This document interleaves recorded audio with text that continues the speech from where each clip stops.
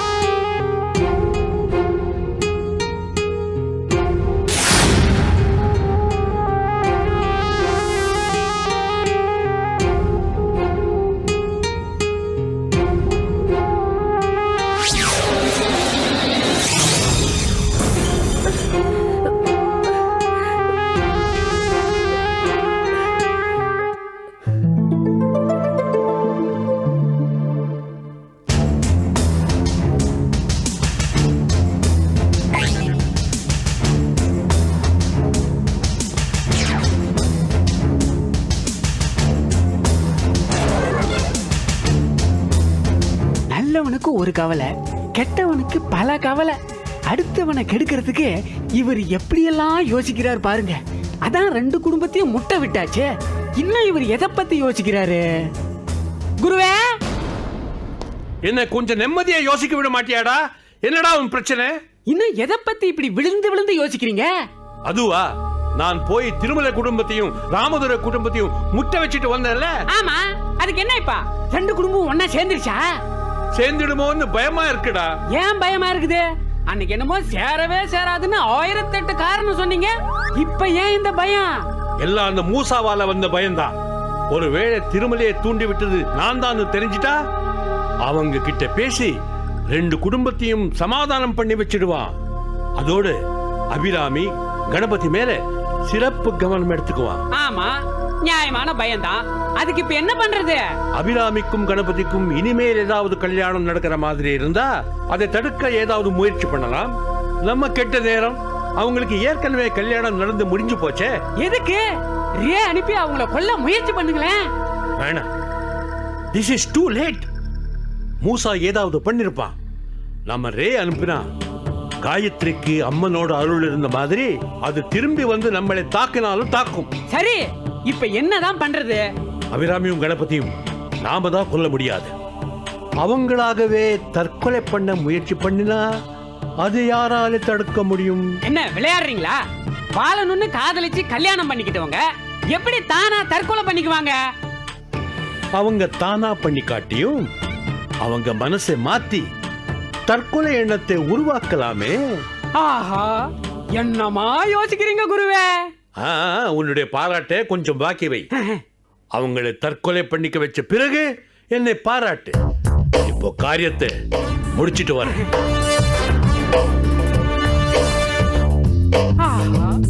குரு விதவிதமா கொலை பண்றாருப்பா. Base base.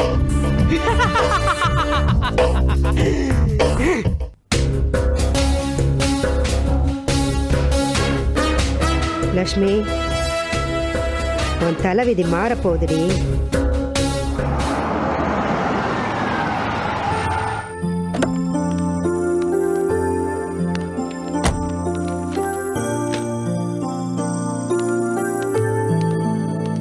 வாங்க, டாக்டர் என்னம்மா சொன்னாரு?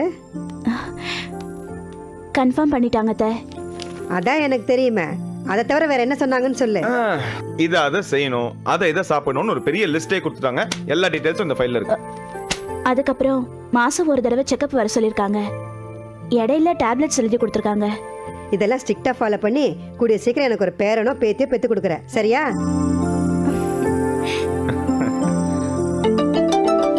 இது என்னம்மா பொக்கே?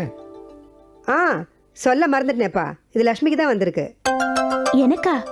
ஆமாம்மா, யாரோ ராஜேஷா உன் ஃப்ரெண்டுன்னு சொல்லி வந்தான். உன் கல்யாணத்துக்கு வர முடியலையா, அதனால இங்கே வந்து கொடுத்துட்டு போனான். யாரு? ராஜேஷா? அப்படி யாரு எனக்கு தெரியாதே. தெரியாதவங்கள வீடு தேடி வந்து பொக்கே கொடுப்பாங்க. நீ மறந்துருப்ப, யாராச்சும் தெரிஞ்சவங்கள தான் இருக்கும். யோசிச்சு பார்.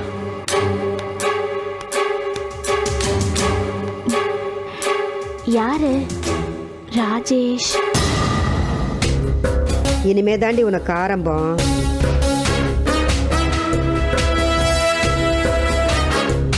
போடி போ. ராஜேஷ் யாருன்னு உனக்கு தெரியாதா? கூடிய சீக்கிரம் அவனே இங்க வருவான். அப்ப அவன் யாரு நீயே தெரிஞ்சுக்குவ.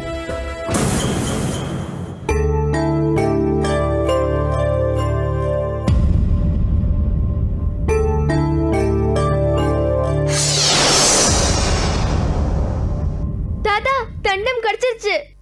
வா மகளே வா, வந்து என்னை விடுவி.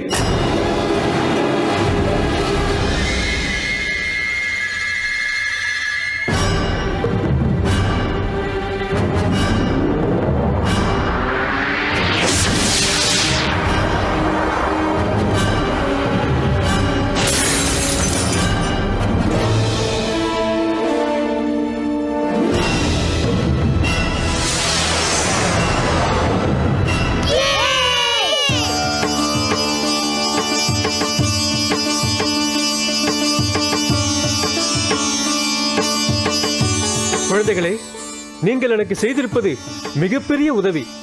இதை நான் என் வாழ்நாள் முழுவதும் மறக்க மாட்டேன். அது சரி தாத்தா, நீங்க எப்படி இந்த பாட்டிலுக்குள்ள போனீங்க? எனக்கு சதா ஜபான்னு ஒரு சிஷ்ய இருந்தான்.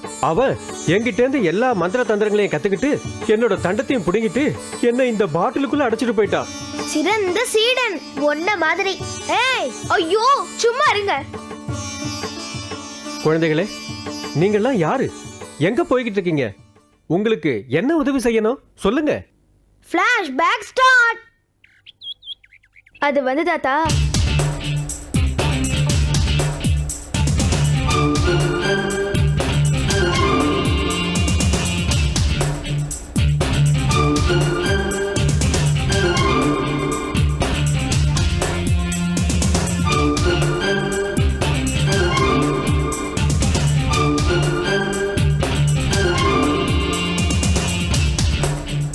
அவ்வளவுதான் தாத்தா. இவ்வளவுதானா? நீங்கள் தேடி வந்திருக்கும் 4வது ஆவி தஞ்சமடைந்திருப்பது என்னை பாட்டிலில் அடைத்தான என் சிஷ்யன் சதாஜபா அவரிடம்தான். கவலைப்படாதீர்கள். அவன் போட்ட சர்ப்ப வளையத்தை தகர்த்துவிட்டு அந்த சாவியை நான் எடுத்து தருகிறேன். வாருங்கள்.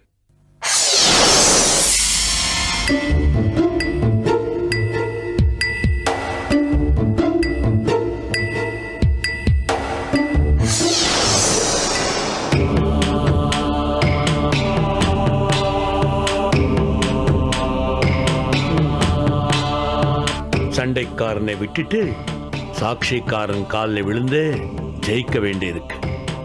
என்ன செய்ய, எல்லாம் நம் தலைவிதி.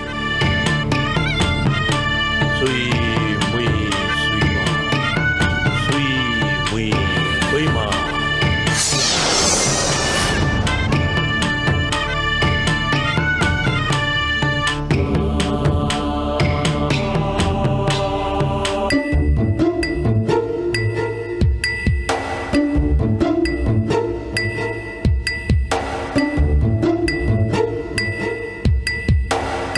வாங்கண்ணா. திருமலை, இப்படி நீ சதா व्यसனத்தோட இருக்கிறத பார்த்தா மனசுக்கு ரொம்ப கஷ்டமா இருக்குப்பா. என் பொண்ணு மூஞ்சில இப்படி கரிய பூசிட்டாளே, व्यसனப்படாம வேற என்னதான் பண்ண சொல்றீங்க? என்ன பண்ண சொல்றேன்னா, அதுக்காக காலம் பூரா கன்னத்திலே கை வச்சுட்டு உட்காந்து இருக்க போறியா? அபிராமிக்காக எங்கெல்லாம் மாப்பிளைய பார்த்து எப்படியெல்லாம் கல்யாணத்தை பண்ணி வைக்கணும்னு கனவு கண்டுட்டு இருந்தேன் தெரியுமா? ஆனா அவ இப்படி பண்ணிட்டாளே. சரி, அப்பன் கனவு காண்றதும் பொண்ணுங்க அந்த கனவை களைச்சு போட்டுட்டு போறதும் இந்த காலத்துல சர்வ சாதாரணப்பா. என்ன, நம்ம குடும்பத்துல நடந்திருக்க கூடாது, ஆனா நடந்துருச்சு. வயசு கோளாறுல தப்பு பண்ணிட்டா, அதுக்காக அப்படியே விட்டுற முடியுமா? இத பாரு, நம்ம தாம்பரம் மாமாவோட பேரன் பெங்களூர்ல கம்ப்யூட்டர் இன்ஜினியரா இருக்கான். என் பேச்ச மீற மாட்டான். நீ சரின்னு சொன்னா நாளைக்கே அவனை பொண்ணு பார்க்க வர சொல்லிடுறேன். விஷயம் நமக்குள்ள இருக்கிறப்பவே சட்டு புட்டுன்னு கல்யாணத்தை முடிச்சிடலாம். என்ன சொல்ற?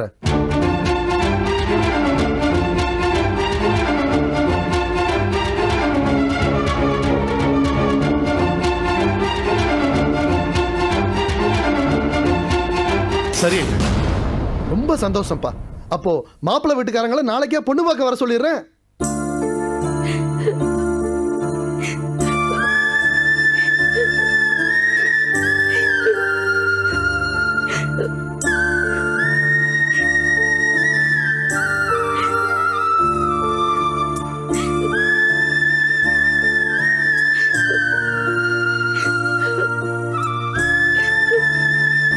அபி, ஏம்மா இப்படி பிடிவாதம் பிடிக்கிற?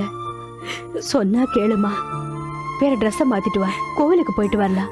எல்லா பாரத்தையும் அம்மன் கிட்ட ஒப்படைச்சிடலாம். நான் இத்தனை நாள் அவளை வேணுனதுக்கு அவ எனக்கு கொடுத்த இந்த பலனே போதும். நான் வரல. தெய்வம்னா சோதிச்சுதாம்மா பலன் கொடுக்கும். பிடிவாதம் பிடிக்காதம்மா, வாமா போலாம். நான் வரலன்னா விட. எங்க வரமாட்டாளா உன் பொண்ணு? கோவிலுக்குங்க. அவளை பாதி கெடுத்ததே நீதான். ஆமாண்டி, நீ ஒழுங்கா இருந்தா இவன் ஏன் இப்படி போறா? இந்த பார், நாளைக்கு இவள பொண்ணு பார்க்க வராங்க. காலையில 10 மணிக்கெல்லாம் தயாரா இருக்க சொல்லு. முடியாது. அவர் தவிர என்னால வேற யாரையும் புருஷனா நினைச்சு பார்க்க முடியாது. அவனை தவிர வேற யாருக்கு வேணாலும் உன்னை நான் கல்யாணம் பண்ணி வைப்பேன்.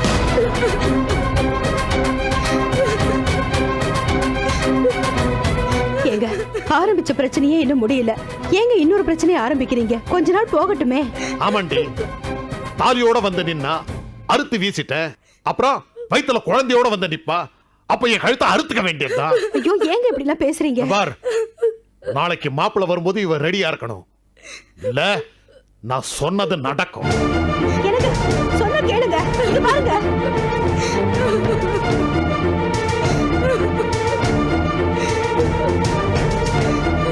அக்கா, இது வேலைக்கு ஆகாது. இனி அம்மா அவங்க தாலிக்கு தான் போராடுவாங்க. உன் தாலி நிலைக்கணும்னா நீ மாமாவை பார்த்து பேசி இந்த ஊரை விட்டு போயிடுங்க. என்ன பாக்குற? அப்பா சொல்லிட்டு போனதை பத்தி கவலைப்படுறியா? அதெல்லாம் சும்மா சீனுக்கா. அப்பா சொன்ன மாதிரி எல்லாம் பண்ணிக்க மாட்டாரு. நீ கிளம்புக்கா.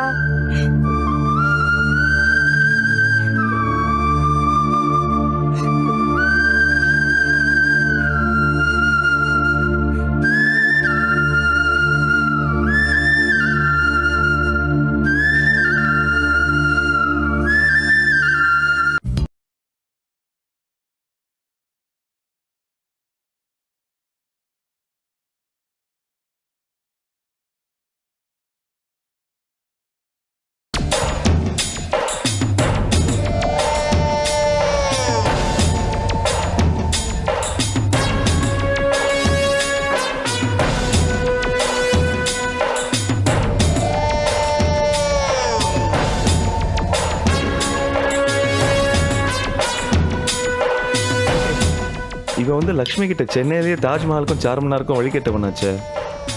இங்க வந்து யார்கிட்ட எதுக்கு வழி கேட்க போறான்னு தெரியலையே.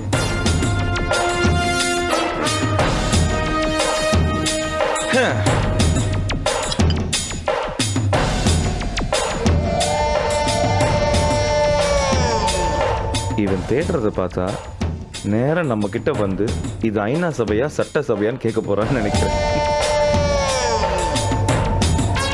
Excuse me sir. எஸ். என்ன சார், நீங்க தேடிட்டு இருந்த தாஜ்மஹாலையும் சார்மினாரும் சென்னையில் பார்த்துட்டீங்களா? இப்போ பார்லிமெண்ட்டும் ஒயிட் ஹவுஸும் சென்னையில் தேடுறீங்களா? பார்த்தா படிச்சவர் மாதிரி இருக்கீங்க. இப்படி பைத்தியக்காரத்தனமா பேசுறீங்க. What's wrong with you? இல்ல, அன்னைக்கு நீங்க. ஹலோ, என்ன சார் வந்து போய் இப்போ நீங்க காசை கொடுத்து விஷத்தை வாங்கி அதை இந்த கப்பில் ஊற்றி குடிக்கிறீங்கன்னு நான் சொன்னா என்ன நீங்க பைத்தியக்காரன் நினைக்க மாட்டீங்க? சொல்லுங்க சார், நினைப்பீங்களா இல்லையா? கண்டிப்பா. ஆனா நான் அப்படிலாம் முட்டாள்தனமா எதுவும் சொல்ல மாட்டேன். ஆனா நீங்க பார்லிமெண்ட்டும் ஒயிட் ஹவுஸும் சென்னையில தான் இருக்குன்னு சொல்லியிருக்கீங்க. இப்ப யாரு பைத்தியம்? நான் தான். தெரியுதுல்ல? அப்புறம் ஏன் இன்னும் இங்க உட்காந்துட்டு இருக்கீங்க? கீழ்ப்பாக்கத்துல இருந்து அவங்களா வந்து கூட்டிட்டு போறதுக்கு முன்னாடி நீங்களே மரியாதையா போய் அட்மிட் ஆயிடுங்க. போங்க சார், கிளம்புங்க. நீங்க கிளம்ப மாட்டீங்க, நான் கிளம்புறேன்.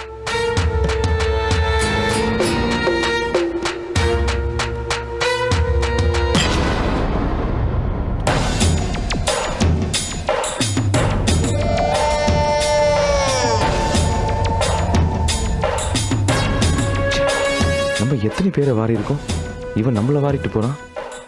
லக்ஷ்மி சொல்றதை நம்பி தானே நம்ம இவங்கிட்ட இந்த மாதிரி பேசணும். இவன் பேசுறதுலாம் ரொம்ப தெளிவா இருக்கே, ஒன்னும் புரியலையே.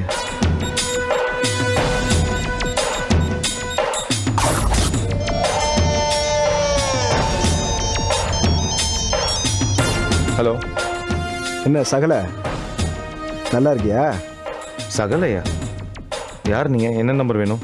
உன் நம்பர் தான் வேணும். ஹலோ, யார் நீங்க? அதான் சகலன்னு சொன்னல. நான்சென்ஸ். என்னடா நினைச்சிட்டு இருக்க?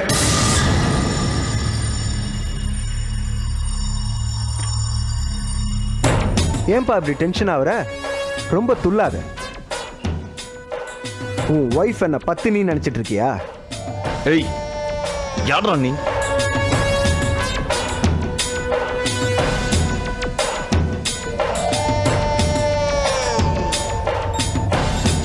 செல் ஆஃப். நீங்கள் தொடர்பு